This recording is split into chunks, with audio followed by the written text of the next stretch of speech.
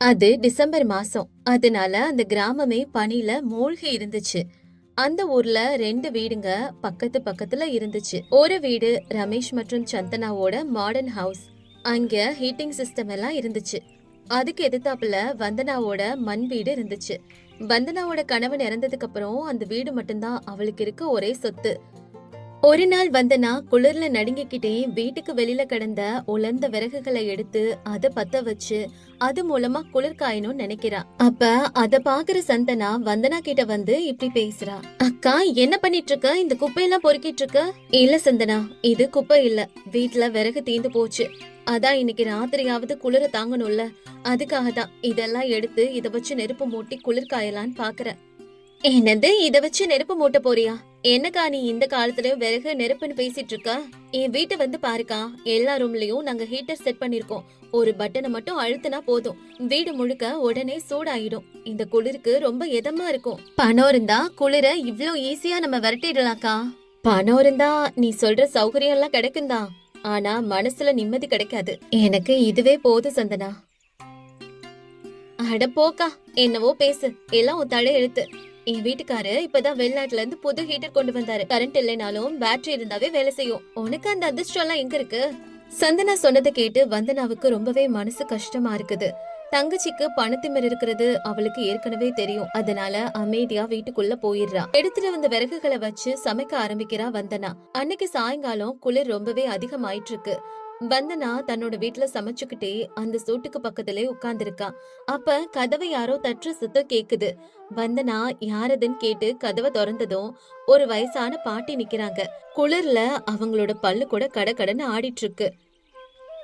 அப்ப அவங்க இப்படி சொல்றாங்க. அம்மா, வெளியில குளிர் என்னால தாங்க முடியலம்மா. உன் வீட்டுல கொஞ்சம் இடம் தர்றியா? குளிர்ல என்னால நிக்க முடியலம்மா. வந்தனாவுக்கு அந்த பாட்டிய பார்க்க ரொம்பவே பாவமா இருக்கு. ஐயோ, என்ன பாட்டி, உள்ள வாங்க பாட்டி. உள்ள வந்த பாட்டி வந்தனா கிட்ட இப்படி சொல்றாங்க. பக்கத்துல ஒரு பெரிய வீடு இருக்குல்லம்மா, அங்கேதான் நான் முதல்ல போனேன். அம்மானு கூப்பிட்டா அந்த வீட்டுக்காரி என்ன பிச்சைக்காரி நினைச்சு வெளியில போ சொல்லி துரத்திட்டாமா. நல்ல வேலை நீயாவது எனக்கு உதவுன. பாட்டி, அவ என் தங்கச்சி தான், அவ சின்ன பொண்ணு, அவ பேசினதெல்லாம் பெருசா எடுத்துக்காதீங்க. வாங்க கொஞ்சம் நெருப்புக்கு பக்கத்துல உட்காரலாம், குளிருக்கு நல்லா இருக்கும் பாட்டி. வந்தனா அந்த பாட்டிக்கு அவகிட்ட இருந்த ஒரே ஒரு பழைய போர்வையையும் கொடுத்துடுறா. அவளுக்காக வச்சிருந்த ரொட்டியையும் கொடுத்துடுறா. அம்மா, உன்கிட்ட ஒண்ணுமே இல்லைனாலும் உனக்காக வச்சிருந்த ரொட்டிய எனக்காக கொடுத்திருக்க. உன் வீடு சின்னதா இருந்தாலும் உன் மனசு ரொம்ப பெருசுமா. நீ எப்பவும் நல்லா இருக்கணுமா. பாட்டி, நானும் ஏழைதான், ஏழைக்கு பசியோட அருமை தெரியும். இன்னைக்கு ராத்திரி இங்கேயே தங்கிக்கோங்க, நாளைக்கு வெயில் வந்ததும் போகலாம், சரியா? சரி தாயி, ஆனா என்கிட்ட ஒரு பழக்கம் இருக்கு. நான் எங்க போனாலும் என் கூடவே இந்த பழைய பாத்திரத்தை எடுத்துக்கிட்டு போவேன். இது எங்க மூதையார் காலத்துது. இதுல நெருப்பு எப்பவுமே அணையாது. என்ன, நெருப்பு அணையாதா?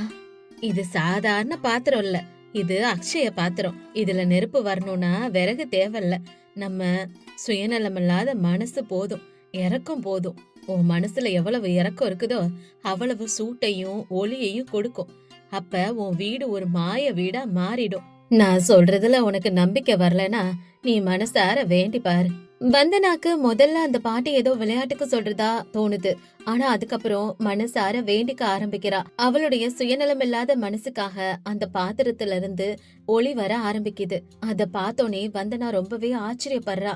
அந்த ஒளி வீடு முழுக்க பரவி அந்த வீட்டையே கதகதப்பா மாத்துது. அப்ப அந்த பாட்டி இப்படி சொல்றாங்க. தாயி, இந்த பாத்திரத்தை உன்கிட்டே வச்சுக்க, யாருக்கும் கொடுக்காத. இது இங்க இருக்கிற வரைக்கும் உன் வீட்டுல குளிரே இருக்காது. ஆனா ஞாபகத்துல வச்சுக்க, இத சுயநலத்தோட உபயோகிச்சா இது அணைஞ்சு போயிடும். அதுக்கப்புறம் அந்த ஒளியோட கதகதப்புல அன்னைக்கு ராத்திரி வந்தனா நிம்மதியா தூங்குறா. அடுத்த நாள் காலையில எந்திரிச்சு பார்த்தா அந்த பாட்டி அங்கே இல்ல. ஆனா அந்த பாத்திரம் மட்டும் அங்கேயே இருக்கு. வந்தனா மெதுவா அந்த பாத்திரத்தை தொட்டு பாக்குறா. இது இன்னும் சூடா இருக்கு. அப்ப அந்த பாட்டி சொன்னது உண்மையா? அந்த பாட்டி யாருன்னே தெரியல. கொஞ்ச நேரம் வீட்டுல இடம் கொடுத்ததுக்கு எனக்கு இவ்ளோ பெரிய உதவி செஞ்சுட்டு போயிருக்காங்க. ரொம்ப நன்றி பாட்டி. அப்படி அந்த பாட்டிக்கு வந்தனா மனசார நன்றி சொல்றா. அன்னையில இருந்து வந்தனாவோட வீடே ஒரு பெரிய அதிசயமா மாறுது. வெளியில எவ்வளவு பனி இருந்தாலும் வந்தனாவோட வீடு எப்பவுமே கதகதப்பா சூடா இருந்தது. அந்த பாத்திரத்துல இருந்து வர்ற பிரகாசமான ஒளி வீட்டையே தங்க நிறத்துல மின்ன வைக்குது. அன்னைக்கு ராத்திரி சந்தனா தன்னோட வீட்டுக்கு வெளியில நின்னு வந்தனாவோட வீட்டை பாத்துட்டு இருக்கா. வந்தனா வீட்ல இருந்து வர்ற ஒளிய அவ கவனிக்கிறா. அப்ப சந்தனா தன்னோட கணவனை கூப்பிடுறா. என்னங்க என்ன பண்றீங்க, ஒரு நிமிஷம் இங்க வாங்க. என்ன சந்தனா, எது கூப்பிட்ட? என்னங்க, எதிர் வீட்ல இருக்க அக்கா வீட்டை பாருங்க. அவங்க வீட்ல இருந்து ஏதோ ஒரு ஒளி வருதுல்ல. அதுக்கப்புறம் அக்கா வீட்டு ஜன்னல்லாம் வேற திறந்திருக்கு. இந்த குளிர்ல யாராவது ஜன்னலை திறந்து வைப்பாங்களா என்ன? ஆமா, ஏதோ வித்தியாசமா இருக்குதுல்ல. நேத்து கரண்ட் போனப்ப நம்ம வீட்ல ஜெனரேட்டர் கொஞ்ச நேரத்துல ஆஃப் ஆயிடுச்சு. அதுக்கப்புறம் நம்ம எப்படி குளிர்ல நடுங்கி போனோம். ஆனா உங்க அக்கா வீட்ல கரண்டே இல்லைனாலும் லைட் எரியுது. வா சந்தனா, இன்னைக்கு போய் நம்ம என்னன்னு பாத்துட்டு வரலாம்.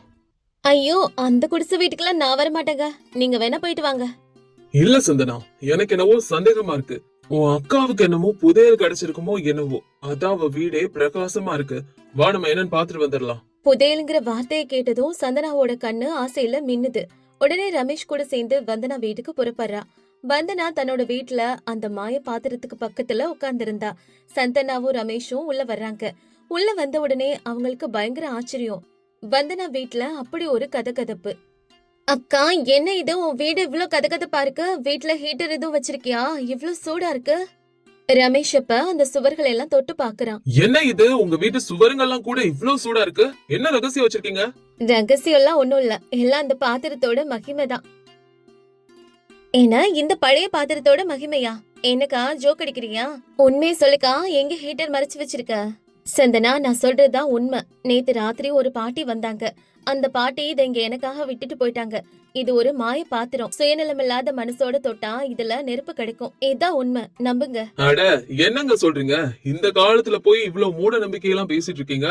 இது சயின்ஸ் வேர்ல்டுங்க. இதுல ஏதாவது ரேடியம் அல்லது ஹீட்டிங் காயில் இருந்திருக்கும். அக்கா, ஒருவேளை நீ சொல்றது உண்மையா இருந்தா இத எனக்கு குடுக்கறியா? எங்க வீட்ல அந்த ஹீட்டர்னால கரண்ட் பில்லு தலைக்கு மேல ஏறுது. அதுக்கப்புறம் அந்த சத்தத்தினால ராத்திரி எல்லாம் தூங்கவே முடியல. இது ரொம்பவே சைலண்டா இருக்கு. எங்களுக்கு கூட அக்கா இத. இல்ல சந்தனா, என்னால இத உனக்கு கொடுக்க முடியாது. அந்த பாட்டி இது என்கிட்டயே இருக்கணும்னு தான் சொல்லிட்டு போனாங்க. அதுவும் இல்லாம சுயநலம் இல்லாத இருக்கிற இடத்துல தான் இது வேலை செய்யும். உன் புத்திய காட்டிட்டல நீ. உன் சொந்த தங்கச்சிக்காக இது கூட நீ செய்ய மாட்டியா? நான் கேட்டாலும் கொடுக்க மாட்டியா? கேவலம். சரி சொல்லு, இது எவ்வளவு பணம் நான் தரேன்? 10,000 20,000? சொல்லு. இல்ல சந்தனா, நீ எவ்வளவு பணம் கொடுத்தாலும் என்னால இத விற்க முடியாது. இந்த உலகத்துல பணத்தால வாங்க முடியாதது எதுவும் இல்ல. நீ கொடுக்கலன்னா என்ன, நானே எடுத்துக்கிறேன். அதே நேரம் வீட்டுக்கு வெளியில பனி பயங்கரமா இருக்கு. எதிர்பாராத பனி புயல் அந்த ஊரே சுத்தி வளைக்குது. கரண்டும் போயிருச்சு. ஊர் முழுக்க இருள் சூழ்ந்து போய் இருக்கு. அப்ப சந்தனாவும் ரமேஷும் அந்த பாத்திரத்தை தூக்கிக்கிட்டு தங்களோட வீட்டுக்கு ஓடுறாங்க. இத வந்தனா அமைதியா பாத்துக்கிட்டே நிக்கிறா. சந்தனாவும் ரமேஷும் தன்னோட வீட்டுக்குள்ள வந்துட்டு இப்படி பேசிக்கிறாங்க. ஆஹா, நல்ல வேலை. இப்ப பாருங்க ரமேஷ், நம்ம வீடு சொர்க்கமா மாறப்போகுது. ஆமா சந்தனா, ஃப்ரீ ஹீட்டிங்ல இதுக்கப்புறம் கரண்ட் பில் சேவ் ஆயிடும். ஆனா அவங்களோட ஆசை கொஞ்ச நேரத்திலே போய் ஆகுது. அந்த பாத்திரம் சந்தனா வீட்டுக்கு வந்ததுக்கு அப்புறம் அதுல இருக்கிற ஒளி மெல்ல அணைஞ்சு போகுது. அது வெறும் குளிர்ந்த பழைய பாத்திரமா மாறிடுது. என்னங்க இது, இதுல இருந்து நெருப்பு அணைஞ்சு போச்சு, இன்னும் சூடு வரல. ஒருவேளை நம்ம தூக்கிட்டு வரும்போது குளிக்கிட்டோமோ, அதனால அணைஞ்சிருக்கும். மறுபடியும் பத்த வச்சு பாரு. சந்தனாவும் பல தீப்பெட்டிகளை உரசி பாக்குறா. ஆனாலும் அந்த பாத்திரத்துல இருந்து நெருப்பு வரல. மாறா அதுல இருந்து கருப்பு புகை வர ஆரம்பிக்குது. அந்த புகை வீடு முழுக்க நிரம்பி சந்தனா ரமேஷ மூச்சு முட்ட செய்யுது. அப்ப சந்தனா இருமியபடி இப்படி சொல்றா. என்னங்க, இந்த குளிர்ல நான் சாக போறேன். இந்த புகை வேற, என்னால மூச்சு விட முடியல. அக்கா நம்ம கிட்ட இத கொடுத்து ஏமாத்திட்டா. என்னால மூச்சு விட முடியல. இல்ல சந்தனா, ஒருவேளை உன் அக்கா சொன்னது உண்மையோ? சுயநலம் இருக்கிற இடத்துல அது வேலை செய்யாதுன்னு சொன்னால. ஆனா நம்ம அதை திருட்டுத்தனமா சுயநலத்துக்காக எடுத்துட்டு வந்ததுனாலதான் அணைஞ்சிருச்சோ என்னவோ. இப்பதான் உங்களுக்கு புத்தி வருதா? இப்ப இதெல்லாம் நிறுத்துங்க. இப்ப எனக்கு குளிர் வேற அதிகமா இருக்கு. ஹீட்டரும் வேலை செய்யல. என்ன செய்யறது? உன் அக்கா கிட்ட போறதுதான் இதுக்கு ஒரே வழி சந்தனா. நம்ம அங்க போலாம். அதுக்கப்புறம் ரமேஷும் சந்தனாவும் அந்த அணைஞ்சு போன அந்த பாத்திரத்தை எடுத்துக்கிட்டு பனில நடுங்கியபடியே வந்தனா வீட்டுக்கே வராங்க. அக்கா, என்ன மன்னிச்சிடுக்கா, நான் தப்பு பண்ணிட்டேன். சந்தனா, எதுக்காக பாடுற? என்னாச்சுமா உனக்கு? அக்கா, என்னோட அகங்காரம், என்னோட சுயநலம் என் கண்ணு குருடாக்கிடுச்சு. உன்கிட்ட இருந்த அந்த மாய சக்திய நான் திருடணும்னு பார்த்தேன். ஆனா அது என் வீட்டுல வேலை செய்யலக்கா, அணைஞ்சு போயிடுச்சு. நான் தப்பு பண்ணிட்டேக்கா, என்ன மன்னிச்சிருக்கா. ஆமாங்க, எங்க கிட்ட கோடி கோடியா சொத்து இருக்கு. ஆனாலும் இந்த குளிர்ல இருந்து எங்களை பாதுகாத்துக்க முடியல. ஆனா உங்க சுயநலம் இல்லாத மனசுக்கு தான் இந்த மாய பாத்திரம் கிடைச்சிருக்கு. இந்தாங்க, இந்த பாத்திரத்தை நீங்களே வச்சுக்கோங்க. எங்களை மன்னிச்சிடுங்க. அப்படி சொல்லிட்டு அந்த மாய பாத்திரத்தை வந்தனா கையிலே கொடுத்துடுறான் ரமேஷ். வந்தனா அதை அன்போட வாங்கிடுறா. வந்தனா அந்த பாத்திரத்து மேல கைய வச்ச உடனே அந்த அதிசயம் நடக்குது. அணைஞ்சு போன அந்த பாத்திரத்துல இருந்து மறுபடியும் ஒரு சிறிய ஒளி வருது. கொஞ்ச நேரத்திலே அது பிரகாசமா எரியுது. மறுபடியும் வீட்டுக்குள்ள கதகதப்பும் அந்த ஒளியும் நிரம்பி வழியுது. பாட்டி சொன்னது உண்மைதான். இது வெறும் பொருள் இல்ல, இது மனசு பிரதிபலிக்கிற கண்ணாடி. சந்தனா, இத சுயநலமில்லாத மனசோட தொட்டா மட்டும்தான் எரியும். இப்ப நீ சுயநலமில்லாத மனசோட இருந்தனா கண்டிப்பா ஒரு தடவை தொட்டு பாரு சந்தனா. கண்டிப்பா அது அணையாது, எரிஞ்சுக்கிட்டே தான் இருக்கும். முயற்சி பண்ணி பாரு. இது கேட்டு சந்தனா அந்த மாய பாத்திரத்தை இப்ப தொட்டு பாக்குறா. ஆனா இந்த முறை அது அணையவே இல்ல. அக்கா, என்ன ஒரு அதிசயம், அது அணையவே இல்லக்கா, எரியுது. அப்படின்னா இப்போ உன் மனசு சுத்தமா இருக்குன்னு அர்த்தம். அதனாலதான் அது எரிஞ்சிட்டு இருக்கு சந்தனா. அக்கா, இவ்ளோ நாள் நான் உன்னை ஏழைன்னு தூரமாவே வச்சிருந்தேன். ஆனா உண்மையான ஏழை நான் தான். என்கிட்ட பணம் இருக்கு, ஆனா உன்னை போல நல்ல மனசு இல்ல. இனிமே உன்னை எப்பவுமே நான் கஷ்டப்படுத்த மாட்டேக்கா. என்ன மன்னிச்சிருக்கா. ஆமாங்க, நாங்க 2 பேரும் நாங்க பண்ண தப்ப உணர்ந்துட்டோம். எங்களை தயவு செஞ்சு மன்னிச்சிடுங்க. அன்னைக்கு ராத்திரி பனி புயல் பயங்கரமா இருந்துச்சு. ஆனா வந்தனாவோட அந்த சின்ன வீடு சொர்க்கம் மாதிரி இருந்தது. வந்தனா, சந்தனா, ரமேஷ் 3 பேருமே அந்த மாய பாத்திரத்தை சுத்தி உட்கார்ந்துகிட்டாங்க. அந்த பாத்திரத்துல இருந்து வர பிரகாசத்தால வந்தனா வீடு மாய வீடாவே மாறி போயிடுச்சு. வெளியில எவ்ளோ பனி இருந்தாலும் வீட்டுக்குள்ள மட்டும் கதகதப்பாவே இருந்துச்சு. அதுக்கப்புறம் சந்தனாவும் மனசு மாறி போயிட்டா. அக்காவோட வீடையும் சரி பண்ணி கொடுத்து அக்காவுக்கு ரொம்பவே உதவியாவும் இருந்துட்டு வந்தா. வந்தனாவும் அந்த மாய பாத்திரத்தை பொக்கிஷமா அவ கூடவே வச்சு பாதுகாத்தா. சந்தனாபுரம்ல அனு டிசைன்ஸ்ங்கிற பொட்டிக் ரொம்பவே ஃபேமஸ் ஆனது. அனுராதா தான் அந்த பொட்டிக்கோட ஓனர். அனுராதா தன்னோட கடின உழைப்பால தனக்கென ஒரு பிராண்ட உருவாக்கி வச்சிருக்கா. பாரம்பரியமான பட்டு சேலையில இப்ப இருக்க ட்ரெண்டிங் டிசைன்ஸ போடுறதுல அவ திறமசாலி. ஒரு நாள் அனுராதாவோட வீட்டுக்கு அவளோட தங்கச்சி ராதிகா ரொம்பவே சோகமா வர்றா. அடட ராதிகா, வா வா, பாத்து எவ்வளவு நாள் ஆச்சு. என்ன ஒரு போன் கூட பண்ணாம வந்திருக்கா? சரி, அம்மா அப்பா எல்லாம் எப்படி இருக்காங்க? அக்கா, அப்பாவோட விவசாயத்துல ரொம்ப நஷ்டம் வந்துடுச்சுக்கா. கடன் கொடுத்தவங்க எல்லாம் டெய்லி வீட்டுக்கு வர ஆரம்பிச்சுட்டாங்க. எனக்கு அங்க இருக்கவே பயமா இருக்குக்கா. அதனாலதான் உன் கூடவே தங்கி ஏதாவது வேலை பாத்துக்கலான்னு வந்தேன். அச்சச்சோ, என்னம்மா ராதிகா சொல்ற? இதெல்லாம் நீ எங்களுக்கு முன்னாடியே சொல்லிருக்கலாம்ல. சரி சரி, நடந்தது நடந்துருச்சு. நீ எதுக்கு வெளியில வேலைக்கு போற? நீ நம்ம பொட்டிக்ல இரு. அக்காவுக்கு உதவியாவும் இருக்கும், உனக்கும் வேலை கத்துக்கிட்ட மாதிரி இருக்கும். நீ எதுக்கு கவலைப்படாத, நாங்க இருக்கோம். இத கேட்டதும் ராதிகாவுக்கு கொஞ்சம் நிம்மதியா இருக்கு. ஆமா ராதிகா, உன் மாமா சொல்றது சரிதான். உன் டிகிரி கூட டிராயிங் சம்பந்தப்பட்டதானே. அந்த கலையை இங்க பயன்படுத்து. நான் உனக்கு மாசம் மாசம் நல்ல சம்பளம் தரேன், சரியா? அந்த பணத்தை நம்ம அப்பாவுக்கு அனுப்பலாம். நானும் அப்பாவுக்கு கண்டிப்பா உதவி பண்றேன். உங்க 2 பேருக்கும் ரொம்ப தேங்க்ஸ். இப்பதான் மனசு நிம்மதியா இருக்கு. அதுக்கப்புறம் ராதிகா அனுராதா வீட்லயே தங்கி அக்கா கூடவே அவளோட பொட்டிக்கு டெய்லி போக ஆரம்பிக்கிறா. அனுராதா ராதிகாவோட தேவைக்கு பணம் கொடுத்து தங்கி ரொம்ப சந்தோஷமா பாத்துக்கிறா. ஆனா ராதிகாவுக்கு அனுராதா சந்தோஷமா வாடுறத பார்த்து பொறாம வருது.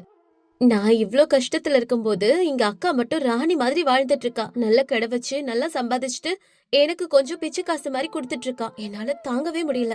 இப்படி நாட்கள் போயிட்டு இருக்கும்போது ஒரு நாள் அனுராதாவுக்கு மார்க்கெட்ல போட்டியா இருக்கக்கூடிய ஃபேஷன் வேர்ல்டோட ஓனர் மேனகா தற்செயலா ராதிகாவை பாக்குறா. மேனகா ராதிகா பக்கம் வந்து இப்படி சொல்றா.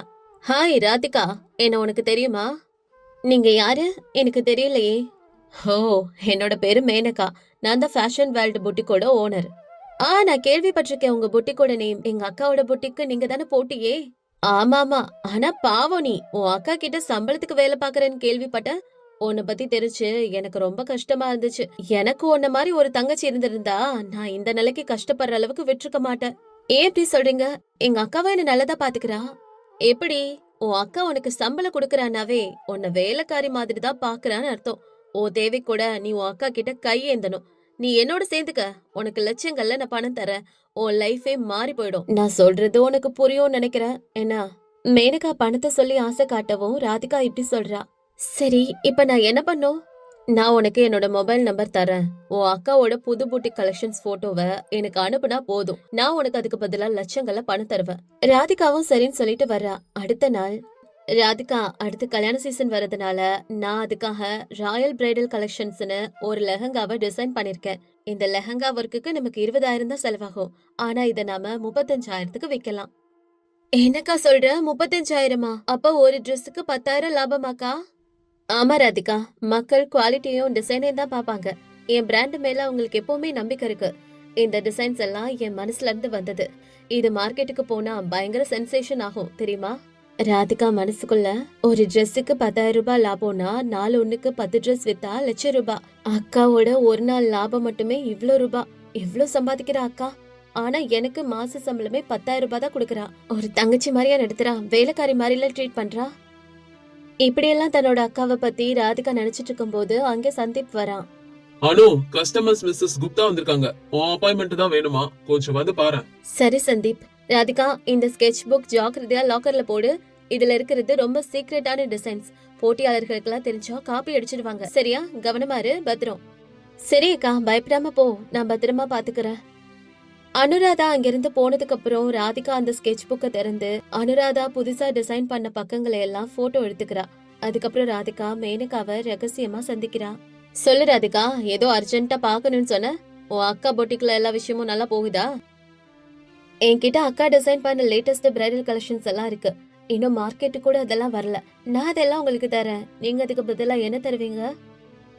உண்மையாவா நீ சொல்ற? அந்த டிசைன்ஸ் மட்டும் என்கிட்ட கிடைச்சா அடுத்து இந்த மார்க்கெட்டே என்னோடதுதான். ஒவ்வொரு டிசைனுக்கும் உனக்கு 10,000 ரூபாய் தரேன். எத்தனை டிசைன்ஸ் இருக்கு? என்கிட்ட இப்ப 50 டிசைன்ஸ் இருக்கு. 50 × 10 5 லட்சம். டீல் ஓகேவா? ஓகே. ஆனா எனக்கு ப்ரூஃப் வேணும். போன்ல இருக்க போட்டோவை ராதிகா காட்டுறா. இங்க பாருங்க, இதான் ப்ரூஃப். Wow, super. இந்த டிசைன்ஸ் எல்லாம் அற்புதம். இதெல்லாம் என் புட்டிக்ல ரிலீஸ் ஆச்சுன்னா அனுராதா கதை முடிச்ச மாதிரி தான். நாளைக்கே உனக்கு நான் பணம் அனுப்புறேன். டிசைன்ஸை நீ மெயில் பண்ணிடு, ஓகேவா? ராதிகா அந்த 5 லட்சத்துக்கு ஆசைப்பட்டு அக்காவோட திறமையும் உழைப்பையும் நம்பிக்கையும் வித்துட்டா. இந்த பணத்தை வச்சு தன்னோட கடன் எல்லாம் தீந்துரும், தானும் ரிச் லைஃப் என்ஜாய் பண்ணலாம்னு நினைச்சு கனவு கண்டா. அனுராதா தன்னோட புது கலெக்ஷனை லான்ச் பண்ண பெரிய ஈவென்ட் பிளான் பண்ணா. அந்த ஈவென்ட் நடக்கிறதுக்கு 2 நாளைக்கு முன்னாடி சந்தீப் நியூஸ் பேப்பரை படிச்சிட்டு இருக்கான். அப்ப ஏதோ ஒரு விஷயத்தை பார்த்து ஷாக் ஆகுறான். அப்ப சந்தீப் அனுராதா கிட்ட இப்படி சொல்றான். அனு, அனு, இங்க வா, கொஞ்சம் சீக்கிரம் வா. என்னாச்சு சந்தீப்? அனு, இந்த நியூஸ் பேப்பர் கொஞ்சம் பாரு. இந்த ஆட் பாரு. ஃபேஷன் வேர்ல்ட் மேனகா புது பிரைடல் கலெக்ஷன்ஸ் லான்ச் பண்ணிட்டாலாம். இந்த போட்டோஸ் எல்லாம் பாரு. இதெல்லாம் நம்ம டிசைன்ஸ் தானே? இது நல்லா பார்த்து சொல்லு அனு. என்ன இது? இதெல்லாம் நான் வரைஞ்ச designs. Same to same. Colours கூட மாத்தல. இது எப்படி சாத்தியம்? இந்த புக் லாக்கர்ல தானே இருக்கு. ஐயோ, என்ன பண்றதுன்னு தெரியலையே. அக்கா, எனக்கா இது? நம்ம டிசைன்ஸ் அந்த மேனகா திருடிட்டாளா? எப்படி இப்படி நடக்கும்? கடவுளே. சந்தீப், என் கனவெல்லாம் இடிச்சு போச்சு. நம்ம நாளைக்கு லான்ச் பண்ண போற டிசைன்ஸ் அதெல்லாம் இப்ப நம்ம ரிலீஸ் பண்ணா நாம தான் காப்பி அடிச்சோம்னு சொல்வாங்க. மார்க்கெட்ல என் பேரு போயிடும். கடவுளே. அனு, நீ கவலைப்படாத, தைரியமா இரு. நம்ம ஆபீஸ்ல தான் யாரோ ஒரு துரோகி இருக்காங்க. இல்லைன்னா லாக்கர்ல இருக்கிற புக் எப்படி வெளியில போகும்? அந்த புக் ஆக்சஸ் உனக்கும் ராதிகாவுக்கு மட்டும் தானே இருக்கு. அப்புறம் எப்படி இது வெளியில போயிருக்கும்? இது என்னன்னு நான் கண்டுபிடிக்கிறேன். மாமா, என் மேல சந்தேகப்படுறீங்களா? நான் அக்காவோட சொந்த தங்கச்சி. அப்படி இருக்கும்போது நான் அவ நல்லா இருக்கணும்னு தான் நினைப்பேன். நான் அப்படி பண்ணுவேனா? ஒருவேளை கிளீனிங் ஸ்டாஃப் யாராவது எடுத்திருப்பாங்கன்னு நினைக்கிறேன் மாமா. சந்தீப், ராதிகாவை சந்தேகப்பட வேணாம். அவ பச்சை பிள்ளை. அவளுக்கு இந்த மாதிரி திருடுற குணம் எல்லாம் கிடையாது. யாரோ நம்ம ஸ்டாஃப் தான் பணத்துக்கு ஆசைப்பட்டு இதை திருடி வித்திருப்பாங்க. அனுராதா ராதிகா மேல வச்சிருந்த நம்பிக்கையும் அவளோட அப்பாவித்தனமும் அன்னைக்கு ராதிகாவை காப்பாத்துச்சு. ஆனா சந்தீப்க்கு ராதிகாவோட நடத்த மேல ஒரு சின்ன சந்தேகம் வந்துருச்சு. ஏன்னா ராதிகா இப்போ கையில விலையுயர்ந்த ஐபோன் வச்சிருக்கா, விலையுயர்ந்த வாட்ச் எல்லாம் போட்டிருக்கா. சம்பளத்தினால இதெல்லாம் வாங்க முடியாது. இதனால சந்தீப் ராதிகா இல்லாதப்போ அவளோட ரூமுக்கு போய் செக் பண்றான். அப்ப டேபிள் மேல ஒரு புது பாஸ்புக் இருக்கு. உடனே அந்த பாஸ்புக் எடுத்து திறந்து பாக்குறான். அத பார்த்த உடனே அவனுக்கு பயங்கரமான ஷாக் ஆகுது. என்னது? யாரோ 5 லட்சம் டெபாசிட் பண்ணிருக்காங்க. MK traders. இது மேனகாவோட கம்பெனி தானே? அவங்களோட கம்பெனியோட அக்கவுண்ட் நேம் தான் இது. இப்ப சந்தீப்க்கு எல்லா உண்மையும் புரிய ஆரம்பிக்குது. மனைவியோட தங்கச்சி எப்படி ஒரு துரோகத்தை பண்ணிருக்கான்னு அவனால நம்பவே முடியல. ராதிகாவை ரெட் ஹேண்டடா பிடிக்கணும்னு முடிவு பண்றான். அன்னைக்கு நைட்டு சந்தீப் அனுராதா 2 பேரும் சேர்ந்து ஒரு பிளான் போட்டாங்க. ராதிகாக்கு கேக்குற மாதிரி இப்படி பேசிட்டு இருக்காங்க. அனு, நடந்ததெல்லாம் நடந்துருச்சு. அத பத்தி இதுக்கப்புறம் கவலைப்பட வேணாம். நம்ம மறுபடியும் புதுசா ஆரம்பிக்கலாம். இந்த முறை இன்னும் கொஞ்சம் ஜாக்கிரதையா இருப்போம். எனக்கு ஒரு ஐடியா வந்திருக்கு. அடுத்த மாசம் நடக்க போற மிஸ் இந்தியா போட்டிக்கு நம்ம காஸ்டியூம்ஸ் டிசைன் பண்ணலாம். அந்த கான்ட்ராக்ட் நமக்கு வந்தா போன பேர் திரும்ப வந்துடும். நீ என்ன சொல்ற அனு? ஓகேதான், ஆனா இப்ப டிசைன்ஸ் பண்ண ஆரம்பிச்சா டைம் ஆகுமே சந்தீப். அதுக்காகத்தான் நான் ஒரு டாப் சீக்ரெட் டிசைனரை ஹையர் பண்ணிருக்கேன். அவர் ஒரு பயங்கரமான டைமண்ட் ஸ்டெப் கவுன் டிசைனை அனுப்பிச்சிருக்காரு. இதோட வேல்யூ மட்டும் மார்க்கெட்ல 10 லட்சம் இருக்குமா. இப்ப நான் அந்த ஸ்கெட்சோட டிசைனை எடுத்துட்டு வந்திருக்கேன். இங்க பாரு, இதான் அது. அனுராதா சந்தீப் காட்டின டிசைனை பார்த்து ரொம்பவே ஆச்சரியப்பட்டு போய் இப்படி சொல்லிட்டு இருக்கா. வாவ் சந்தீப், இந்த டிசைன் என்ன ரொம்ப சூப்பரா இருக்கு. இந்த ஒரு டிசைன் போதும் நம்மள டாப்ல நிக்க வைக்க போகுது. ஆமா ஆமா. அப்புறம் இத நம்ம லாக்கர்ல வைக்க வேணாம், என் டேபிள் மேலே வைக்கிறேன். நாளைக்கு காலையில ப்ரொடக்ஷனுக்கு கொடுக்கணும். சரியா? வா ராதிகா, நீயும் பார்த்து சொல்லு எப்படி இருக்குன்னு. ஆஹா, எவ்ளோ அழகா இருக்கு இந்த டிசைன். ராதிகா அத பாத்துட்டு அப்படி சொல்றா. ஆனா இந்த டிசைன் சந்தீப் வேணும்னே வரைஞ்ச ஒரு சாதாரண பொம்மை. ராதிகாவுக்கு ஃபேஷன் பத்தி அதிகம் தெரியாததால அது பெரிய டிசைன் நம்பிட்டா. 10 லட்சம்னு சொன்ன வார்த்தை தான் அவ காதுல ஒழிச்சுட்டே இருக்கு. இத மேனகாவுக்கு வித்தா குறைஞ்சது 2 லட்சம் வரும்னு நினைக்கிறா. எல்லாருமே அதுக்கப்புறம் பேசிட்டு அங்கிருந்து கிளம்பிடுறாங்க. நைட்டு 1 மணி ஆகுது. வீடு முழுக்க அமைதியா இருக்கு. ராதிகா மெல்ல சந்தீப்போட ரூமுக்கு வந்து டேபிள் மேல இருந்த ஃபைல போட்டோ எடுத்து மேனகாவுக்கு வாட்ஸ்அப்ல அனுப்புறா.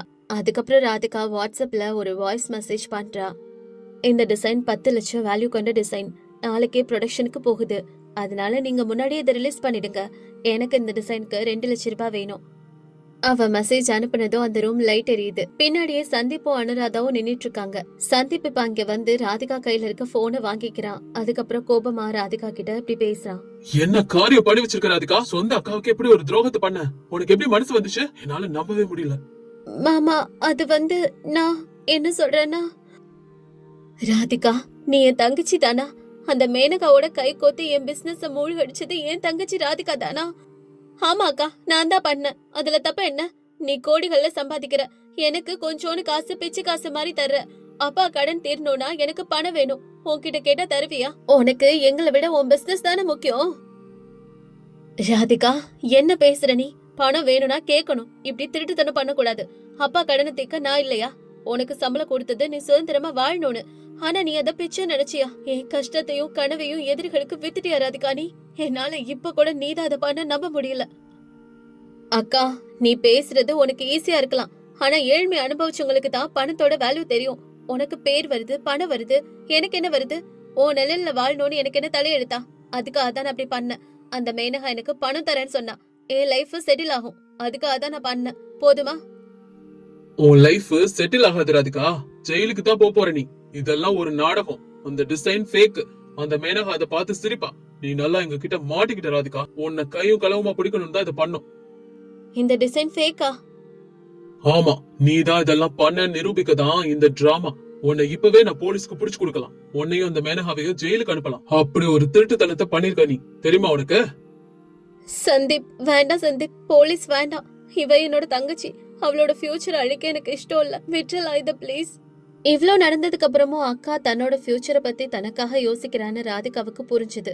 தான் பண்ண தப்பையும் அவ உணர்றா. அக்கா என்ன மன்னிச்சிருக்கா. நான் என்ன தப்பு பண்ணேன்னு எனக்கு புரிஞ்சிருச்சு. பணத்தை ஆசையும் கண்ணை மூடிருச்சு. நீ என்ன எவ்ளோ அன்பா பாத்துக்கிட்டேங்கிறத நான் மறந்துட்டேன். பொறாமையாலே இப்படி நாசமா போயிட்டேன். என்ன ஜெயிலுக்கு அனுப்ப வேணும்னு சொல்லுக்கா. உன்ன இதுக்கப்புறம் ஜெயிலுக்கு அனுப்ப போறதில்ல. ஆனா இனிமே நீ என் வீட்லயோ ஆபீஸ்லயோ இருக்க கூடாது. இப்பவே உன் திங்ஸ் எல்லாம் எடுத்துட்டு ஊருக்கு போயிடு. ஒரு அக்காவா நான் உன்னை மன்னிச்சாலும் ஒரு கலைஞனா என் கலைய வித்த உன்ன என்னால ஒரு நாளும் மன்னிக்க முடியாது. இப்பவே இங்க இருந்து கிளம்பிடு. இதுக்கப்புறம் என் மூஞ்சியிலே நீ முழிக்க கூடாது சொல்லிட்டேன். கிளம்பு. கேட்டல்ல, விடியறதுக்குள்ள நீங்க இருந்து கிளம்பி இருக்கணும். அந்த மேனகா விஷயத்த நான் கோர்ட்ல பாத்துக்கிறேன். உன் அக்கௌண்ட்ல இருக்கிற அந்த 5 லட்சத்தை திருப்பி கொடுக்கணும். இல்லைன்னா நான் கண்டிப்பா கேஸ் போடுவேன். நான் சொல்றதெல்லாம் உனக்கு புரியும் நினைக்கிறேன் ராதிகா. ராதிகாவுக்கு தன்னோட தப்பு புரிஞ்சது. ஆசைதான் துன்பத்துக்கு காரணம்னு சொல்வாங்கல்ல, அது மாதிரி பணத்து மேல ஆசைப்பட்டதுனால இன்னைக்கு 5 லட்சமும் போச்சு. அக்காவோட அன்பும் போச்சு. இருந்த வேலையும் போச்சு. தலை குனிஞ்சு கண்ணீரோட அந்த வீட்டை விட்டு வெளியே போயிட்டா. ராதிகா போனதுக்கு அப்புறம் சந்தீப் அனுராதாவை ஆறுதல் படுத்துறான். ஃபீல் பண்ணாதானோ, சில நேரங்கள்ல நம்ம கூடவே இருக்கிறவங்க நமக்கே துரோகியா மாறிடுவாங்க. இத நம்ம ஒரு பாடமா எடுத்துக்கலாம். சரியா? ஃபீல் பண்ணாத. ஆமா சந்தீப், பிசினஸ்ல நம்பிக்கை இருக்கலாம். ஆனா குருட்டு நம்பிக்கை யாரு மேலே வைக்க கூடாதுன்னு கத்துக்கிட்டேன். என் டிசைன்ஸ் போனா போகட்டும். என்னோட டேலண்ட்டை யாருனாலயும் திருட முடியாது தானே. அதனால நான் இதுக்கப்புறம் எல்லாத்தையும் புதுசா ஆரம்பிக்கிறேன். எல்லாம் நல்லதே நடக்கும் நம்புவோம். அப்படி அனுராதா தன்னோட நம்பிக்கையை விடாம மறுபடியும் தன்னோட உழைப்பையே ஆயுதமா எடுத்துக்கிட்டு புது டிசைன்ஸோட மார்க்கெட்டுக்கு வர்றா. இந்த முறை அவளோட வெற்றியை யாராலையும் தடுக்க முடியல. மேனகாவோட டிசைன்ஸ் குவாலிட்டி இல்லாம ஃபிளாப் ஆயிடுது. ராதிகா ஊர் வயல்ல வேலை செஞ்சு தான் பண்ண தப்புக்கு பிராயச்சித்தம் பண்ணிட்டு இருக்கா. அக்கா தங்கச்சியா இருந்தாலும் நம்பிக்கை துரோகம்னு ஒண்ணு பண்ணிட்டா அதுக்கப்புறம் அந்த உறவுக்கு அங்க இடம் இல்லைங்கிறத இந்த கதை காட்டுது.